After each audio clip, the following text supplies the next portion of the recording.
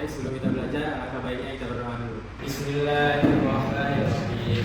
Rabbi shrah li sadri wa yassir li amri wahlul 'uqdatam min lisani yafqahu qawli.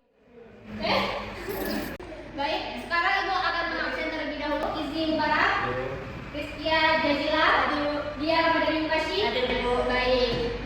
Oke, sebelum itu Ibu akan bertanya beberapa pertanyaan kepada anak-anak Ibu. Jadi, Ibu ingin bertanya, apakah kalian sebelum berangkat ke sekolah tadi, kalian ada membuka HP kalian? Ada. Ketika kalian membuka HP, apa saja yang kalian lihat? Sosmed. Iya, apakah dia ada membuka salah satu aplikasi yang ada di HP-nya? Ada, Bu. Apa yang dia buka? TikTok. Apa yang dia lihat di TikTok? Lagi scroll aja. Scroll aja. Apakah dia ada membaca komentar-komentar? Ada beberapa. Ketika dia melihat komentar, apakah ada komentar yang negatif di antara komentar lain? Alhamdulillah banyak yang baik sih, Bu. Bagus sekali. Jadi anak-anak Ibu semua, materi kita hari ini yaitu tentang cyberbullying. Ada yang tahu apakah itu cyberbullying? Cyberbullying itu adalah suatu tindakan perundungan yang terjadi di media sosial atau media digital. Nah, perundungan ini bisa terjadi lewat platform digital atau aplikasi-aplikasi digital lainnya. Nah, tindakan ini bisa membuat seseorang merasa tidak percaya diri dan membuat seseorang merasa dilecehkan karena komentar-komentar yang datang. Jadi tujuan pembelajaran kita hari ini yaitu Ibu berharap anak-anak Ibu dapat mengenal bentuk-bentuk dari cyberbullying, kemudian mengetahui penyebab dan dampaknya, dan kalian dapat menyelesaikan permasalahan dan dapat memberikan solusinya. Di akhir pembelajaran Ibu berharap kalian dapat menjadi pengguna media digital yang bijak. Coba perhatikan jempol kalian. Ketika kalian membuka handphone, apa saja yang dapat kalian lakukan dengan jempol kalian? Siapa yang bisa menjawab? Jiat, silakan. Ngetik, Bu. Silakan Faiza. Membagikan komentar, Bu. Betul sekali jawaban yang kalian berikan. Ternyata satu ketikan saja dari jempol kita dapat membuat orang lain merasa senang dan dapat juga membuat orang lain merasa sedih. Menurut kalian, bagaimana perasaan seseorang jika menerima komentar yang negatif? Ada yang bisa menjawab? Susan, silakan. Sedih, Bu. Bagus. Ibu berharap selama proses pembelajaran anak-anak Ibu semua mengikuti proses pembelajaran dengan bagus, pengerjaan kelompoknya bagus dan pengerjaan tugas individunya juga bagus. Selanjutnya, Ibu akan menampilkan sebuah poster. Anak-anak Ibu coba perhatikan poster yang ada di depan ini. Bagaimana perasaan seseorang jika menerima komentar-komentar yang ada pada poster ini? Ada yang bisa menjawab? Zia, silakan. Menurunnya rasa percaya diri, stres, kurang berinteraksi dalam sosial. Jawaban yang diberikan oleh teman-teman kalian yaitu bisa mengurangi rasa percaya diri, kemudian dapat memicu stres. Nah, untuk selanjutnya silakan anak-anak Ibu buka Google Classroom-nya. Kemudian di link yang pertama ya, yaitu link Mentimeter. Nah, di situ ada tulisan yaitu coba kalian buat suatu komentar yang negatif yang bisa menyakiti hati orang lain. Silakan kalian ketik, terserah kalian apa saja yang mau kalian ketik.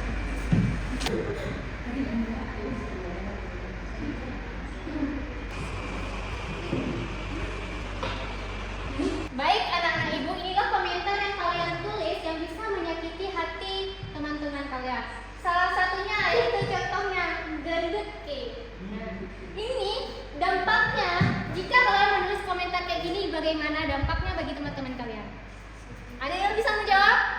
Baik, Najmi silakan. Jadi insecure, Bu. Ya, bagus sekali. Oke, anak-anak Ibu, selanjutnya Ibu akan membagikan kalian ke dalam beberapa kelompok. Kalian akan menyelesaikan mengapa cyberbullying itu dapat terjadi dan bagaimana cara mencegahnya. Baik, untuk kelompoknya silakan dilihat di Google Classroom yang sudah Ibu bagikan.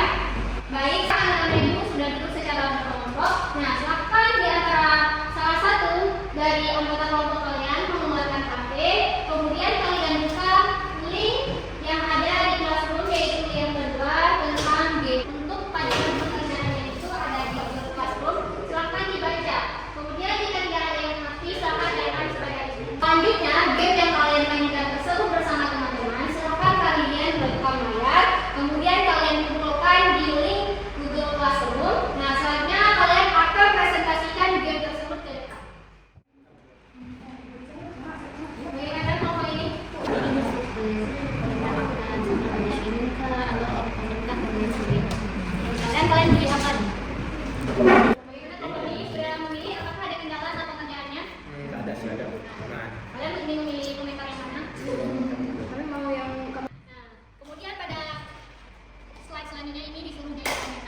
ada 3 nyaman. Nah, salah jahit, maka bagaimana pekerjaannya? Sudah siap semua? Sudah. Kemudian kelompok siapa yang mau wajib pertama untuk mempresentasikan? Jadi kami dari kelompok 1 ingin mempresentasikan hasil kerja kami. Di sini ada game jempol penyembuh. Nah, di sini ada 4 komentar dan dari 4 komentar ini kami pilih yang kamu bodoh. Kamu bodoh itu ada termasuk add comment yang di sini ada beberapa penjelasannya dan di sini ada komentar negatif juga ada respon untuk komentar tersebut dan kami disuruh menjahit antara komentar negatif dengan respon baik dari teman-teman semua. Seperti ini. Baik, sekian presentasi dari kelompok kami. Terima kasih telah menyimak. Assalamualaikum warahmatullahi wabarakatuh. Kelompok 1 sudah mempresentasikan hasil kerja kelompoknya dengan baik. Tepuk tangan terlebih dahulu kepada kelompok 1. Selanjutnya kelompok mana yang bisa menanggapi hasil presentasi dari kelompok 1? Nah, silakan kelompok 2. Hasil presentasinya sudah bagus, sudah dipahami dan kami dari jauh mana negatif dan mana yang positif. Bagus sekali dari presentasi anak-anak ikutan yang di depan dan bagus sekali atas tanggapan yang diberikan oleh kelompok tadi. Nah, jadi kita dapat menutup komentar-komentar yang positif dan negatif tersebut menjadi komentar yang positif. Nah, Ibu berharap kalian menggunakan media sosial dengan bijak, jangan mengomentari orang dengan kalimat yang negatif. Nah, tidak terasa kita sudah sampai di penghujung pembelajaran hari ini. Baik, sebelum kita tutup pembelajaran hari ini, sebaiknya kalian mengerjakan kuis evaluasi dulu yang ada linknya di Google Classroom. Silakan diakses. Kalian kerjanya secara individu ya.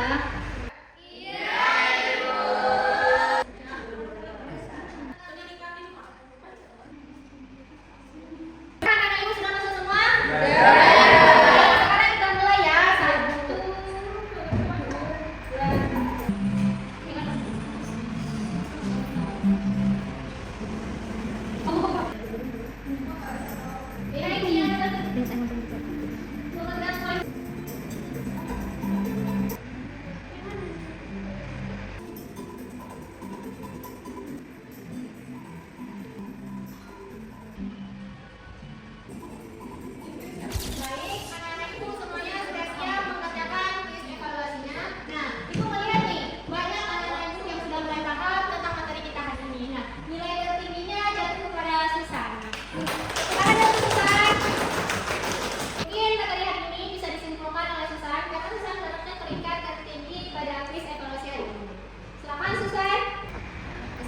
1 kita jadi tahu bahwa cyberbullying itu akan selalu berdampak terhadap orang lain. Kita jangan takut untuk melapor akun-akun yang kasih dampak negatif itu, dan kasih komentar-komentar negatif itu. Bagus sekali kesimpulan yang diberikan oleh Susan tadi, bahwa cyberbullying itu adalah suatu tindakan perundungan yang terjadi di media sosial.